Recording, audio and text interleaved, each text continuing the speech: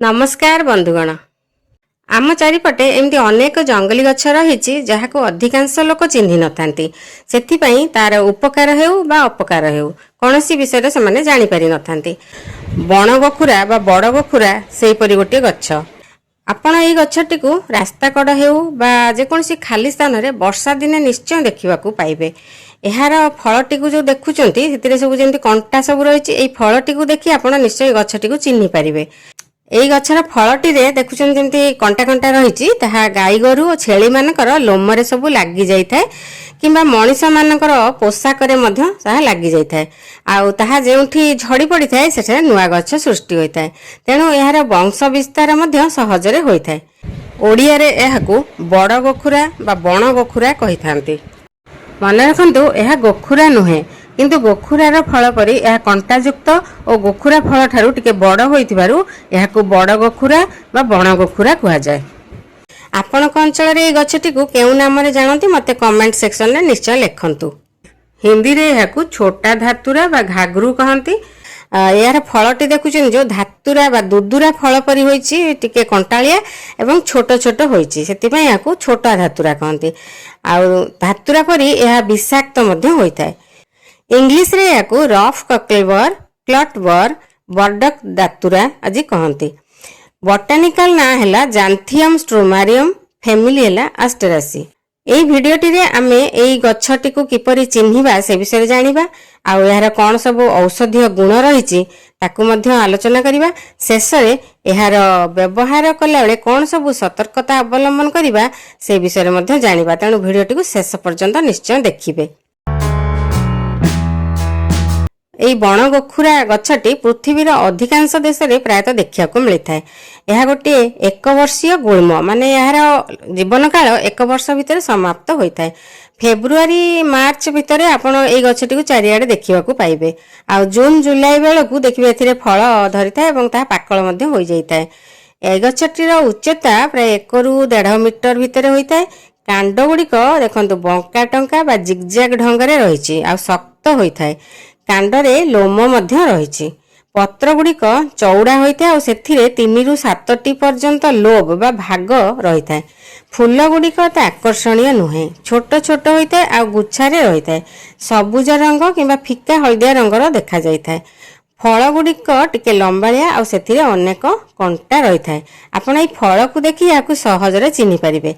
फल भितरे 2ଟି कला रंगर लंबालिया मंजी रही है।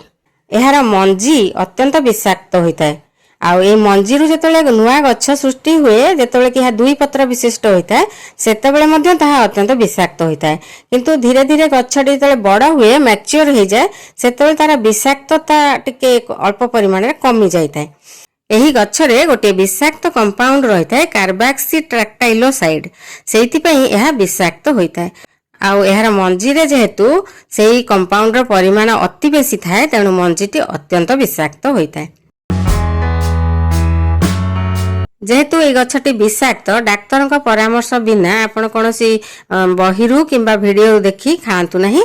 आउ बाह्य प्रयोग माने जब चर्म रे लगाउचंती ताहले आपण ता पूर्वरु गोटे पैच टेस्ट करंतु। पैच टेस्ट अर्थ आपण गोटे हाथ हो बा गोड़ हो तार गोटे छोट अंश रे प्रथमे किछि पत्रर रस लगाई ताकू 24 घंटा पर्यंत रखंतु। जदि आपण को किछि एलर्जिक रिएक्शन हेउची माने कुंडे हैला से जगाटी किंबा लाल लाल होई फळी गला किंबा फुली गला ताहले आपण याकू चर्म रे मध्य व्यवहार करंतु नाही।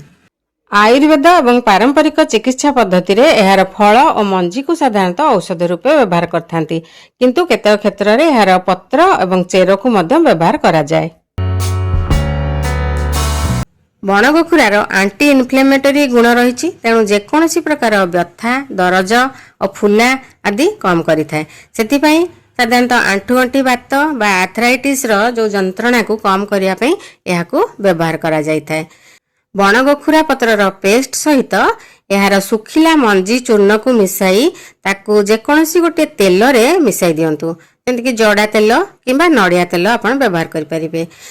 एवं सही तेल को जदि गंठी दरज होउथिबा स्थान रे बा फुली जाउथिबा स्थान रे जदि मालिश करूचंती ताहले देखिबे संगे संगे तार जो व्यथा बा दरजटा कम होइते। आ जदि बेसी दिन प्रयोग करिवे ताहले परमानेंट लाभ मध्य मिलिथाय। ଆଉ ସେହି ତେଲକୁ ଯଦି କୌଣସି ଚର୍ମ ରୋଗ ଯାଦୁ କାଛୁ ଏକ୍ଜିମା ବା ବ୍ରଣ ଆଦିରେ ମଧ୍ୟ ଲଗେଇବେ ତାହେଲେ ତାହା ମଧ୍ୟ କିଛି ଦିନରେ ଭଲ ହୋଇଯାଇଥାଏ। ଏହାର ପତ୍ରର ରସରେ ଆଣ୍ଟି ମାଇକ୍ରୋବାୟାଲ ଗୁଣ ରହିଛି, ଯାହାକି ବ୍ୟାକ୍ଟେରିଆ ଭାଇରସ କିମ୍ବା ଫଞ୍ଜାଇର ଇନଫେକ୍ସନକୁ ରୋକିଥାଏ। ସେଥିପାଇଁ ଏହାର ପତ୍ରର ରସକୁ କ୍ଷତ ବା କଟା ଘାରେ ଯଦି ଲଗାଉଛନ୍ତି ତାହେଲେ ସେଥିରେ ବ୍ୟାକ୍ଟେରିଆଲ ଆଉ ଫଙ୍ଗାଲ ଇନଫେକ୍ସନ ହୋଇନଥାଏ, ଆଉ ତେଣୁ କ୍ଷତଟି ଶୀଘ୍ର ଶୁଖିଥାଏ। ଆମ ଓଡ଼ିଶାର କଳାହାଣ୍ଡି ଜିଲ୍ଲାରେ ମଧ୍ୟ ଏହାର ଫଳର ପେଷ୍ଟକୁ ଅଧା କପାଳି ମୁଣ୍ଡ ବିନ୍ଧା ପାଇଁ ବ୍ୟବହାର କରିଥାନ୍ତି। ଏହାଛଡ଼ା ଆୟୁର୍ବେଦରେ ଏହାକୁ ହେ ଫିଭର, ସାଇନୋସାଇଟିସ୍, ପାକସ୍ଥଳୀ ଘା, କୋଷ୍ଠବଦ୍ଧତା, ବିଷାକ୍ତ ପୋକ କାମୁଡ଼ା ଆଦି ପାଇଁ ମଧ୍ୟ ବ୍ୟବହାର କରାଯାଇଥାଏ। ବଣଗୋଖରୁର ଡାଇୟୁରେଟିକ୍ ବା ମୂତ୍ରଳ ଗୁଣ ଥିବାରୁ ଏହାକୁ କିଡନୀର ବିଭିନ୍ନ ପ୍ରକାର ରୋଗ ପାଇଁ ବ୍ୟବହାର କରାଯାଇଥାଏ। ତାକୁ ଛାଡ଼ିଦେଲେ ଏହାକୁ ମ୍ୟାଲେରିଆ ଜ୍ୱର କମାଇବା ପାଇଁ ମଧ୍ୟ ବିଭିନ୍ନ ଜାଗାରେ ବ୍ୟବହାର କରିଥାନ୍ତି। ଓଡ଼ିଶାର କଳାହାଣ୍ଡିରେ ମଧ୍ୟ ଏହାର ଚେରକୁ ଜ୍ୱର କମାଇବା ପାଇଁ ବ୍ୟବହାର କରିଥାନ୍ତି। ଏପିଲେପ୍ସି ବା ମୂର୍ଚ୍ଛା ରୋଗ ପାଇଁ ମଧ୍ୟ ଏହାର ବ୍ୟବହାର ହୋଇଥାଏ। ପାରମ୍ପରିକ ଚିକିତ୍ସା ପାଇଁ ଏହି ଗଛକୁ ଅନେକ ଜାଗାରେ ବ୍ୟବହାର କରିଥାନ୍ତି। ବିଶେଷ କରି ଚାଇନାରେ ଏହାର ମଧ୍ୟ ବହୁତ ବ୍ୟବହାର ହୋଇଥାଏ। ଚାଇନିଜ ମ୍ୟାଟେରିଆ ମେଡିକା ବହି ଯେଉଁ ଅଛି ସେଥିରେ ଏହି ଗଛର ବର୍ଣ୍ଣନା ରହିଛି ଏବଂ ତାର ଔଷଧୀୟ ପ୍ରୟୋଗ ବିଷୟରେ ମଧ୍ୟ ଲେଖାଯାଇଛି, ଯେଉଁକି 16ଶ ଶତାବ୍ଦୀରେ ଲେଖାଯାଇଥିଲା। ସତର୍କତା ପୂର୍ବରୁ ମୁଁ କହିଛି ଯେ ଏହି ଗଛଟି ବିଷାକ୍ତ ଏବଂ ଏହାର ମଞ୍ଜି ବିଶେଷ ଭାବରେ ବିଷାକ୍ତ ହୋଇଥାଏ, ତେଣୁ ଏହାକୁ ଆଦୌ ଖାଇବେ ନାହିଁ। ପତ୍ରର ପେଷ୍ଟ ବା ରସ ଯଦି ଚର୍ମ ରୋଗରେ ଲଗାଉଛନ୍ତି ତାହେଲେ ପୂର୍ବରୁ ପ୍ୟାଚ୍ ଟେଷ୍ଟ ନିଶ୍ଚୟ କରିବେ। ଆଉ ଏହାର ରସ ବା ପେଷ୍ଟ ତିଆରି କଲାବେଳେ ଯେମିତି ତାହା ଆଖିରେ ନ ପଡ଼େ ସେଥିପ୍ରତି ମଧ୍ୟ ସାବଧାନ ରହିବେ। ଆଉ ପ୍ରେଗନେଣ୍ଟ ମହିଳାମାନେ ଏହାକୁ ଆଦୌ ବ୍ୟବହାର କରିବେ ନାହିଁ, କିମ୍ବା ଆପଣଙ୍କର ଯଦି କୌଣସି ଜଟିଳ ରୋଗର ଚିକିତ୍ସା ଚାଲିଥାଏ ଆପଣ ଏହାର ବ୍ୟବହାର ଆଦୌ କରନ୍ତୁ ନାହିଁ। ବନ୍ଧୁମାନେ, ଆପଣ ତ ଏଇ ଜଙ୍ଗଲୀ ଗଛଟି ବିଷୟରେ ଜାଣିଲେ, ଏହାର ଉପକାର ଏବଂ ଅପକାର ବିଷୟରେ ଜାଣିଲେ। ଆଉ ଭିଡ଼ିଓଟି ଯଦି ଭଲ ଲାଗିଥାଏ ତାହେଲେ ଲାଇକ୍ଟିଏ ନିଶ୍ଚୟ କରିବେ। ଆଉ ବନ୍ଧୁମାନଙ୍କ ସହିତ ମଧ୍ୟ ସେୟାର କରନ୍ତୁ, ଯେମିତିକି ସମସ୍ତେ ଏହି ଗଛ ବିଷୟରେ ଜାଣିପାରିବେ ଓ ସାବଧାନ ରହିପାରିବେ।